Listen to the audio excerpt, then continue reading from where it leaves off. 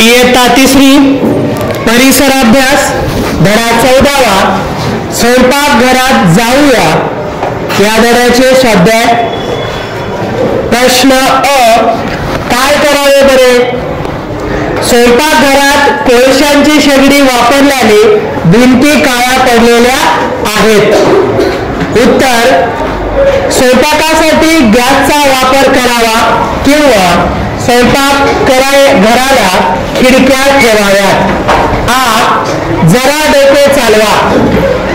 1. पुढील अन्नपदार्थ तयार करताना शिजवण्याचा कोणता प्रकार वापरतात? तर या ठिकाणी अन्नपदार्थ दिलेले आहेत.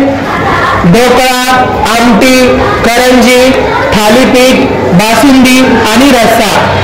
तर हे पदार्थ तयार करताना शिजवण्याचा कोणता प्रकार वापरतात ते पाहूया. उत्तर, ढोकळा वाफवणे, 2. आमटी उकळणे, 3. करंजी तळणे, 4. थालीपीठ भाजणे, 5. बासुंदी उकळणे, 6. रस्सा उकळणे. तर हे शिजवण्याचे प्रकार आपण वापरावेत किंवा वापरतात. 2. दुधापासून तयार होणाऱ्या खाद्यपदार्थांची यादी तयार करा. दुधापासून तयार होणाऱ्या खाद्यपदार्थांची यादी तयार करा. उत्तर, दही, ताक, तूप, लोणी, बासुंदी, पनीर, श्रीखंड, पेढा, लस्सी, आईस्क्रीम, गुलाबजाम आणि बर्फी हे ह्याचे उत्तर आहेत.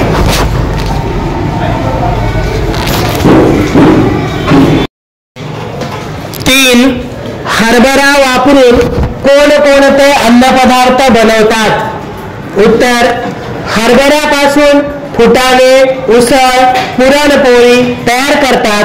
हरभऱ्याचे पीठ म्हणजेच बेसनापासून शेव, भजी, वडे, फरसाण, ढोकळा, पिठले इत्यादी अन्नपदार्थ बनवतात. पुढचा प्रश्न 4. भाजी मंडईतून आणलेल्या काही भाज्या आपण न शिजवता खातो. अशा भाज्यांची यादी करा. उत्तर, काकडी, कोथिंबीर, बीट, कांदा, गाजर, मुळा, मेथी, कोबी, टोमॅटो इत्यादी. पुढचा प्रश्न ई, थोडक्यात उत्तरे द्या. 1. अन्नपदार्थ बनवताना उष्णता दिल्याने कोणते फायदे होतात? उत्तर आहे, अन्नपदार्थ उष्णता देऊन बनवल्याने पचायला हलके होतात, तसेच ते अधिक खमंग व रुचकर होतात. 2. सरपण वापरल्याने परिसराची काय हानी होते? उत्तर, सरपणाचा धूर होतो, तो हवेत मिसळून हवा प्रदूषित होते, तसेच सरपण मिळवण्यासाठी झाडे तोडावी लागतात, त्यामुळे परिसराची हानी होते. 3. स्वयंपाकासाठी गॅस वापरण्याचे फायदे कोणते? उत्तर, गॅसचा धूर होत नाही, तो पटकन पेटतो, स्वयंपाक करायला वेळही कमी लागतो. पुढचा प्रश्न ई, माहिती मिळवा. दुधापासून खवा कसा तयार करतात त्याची माहिती घ्या, ती लिहून काढा आणि वर्गातील इतरांना सांगा. उत्तर, एका कढईमध्ये दूध घ्या, कढईला उष्णता द्या, दूध करपू नये म्हणून सतत ढवळत राहा. दूध घट्ट होईपर्यंत त्याला आटवा. घट्ट झाल्यानंतर थंड करा, खवा तयार होतो.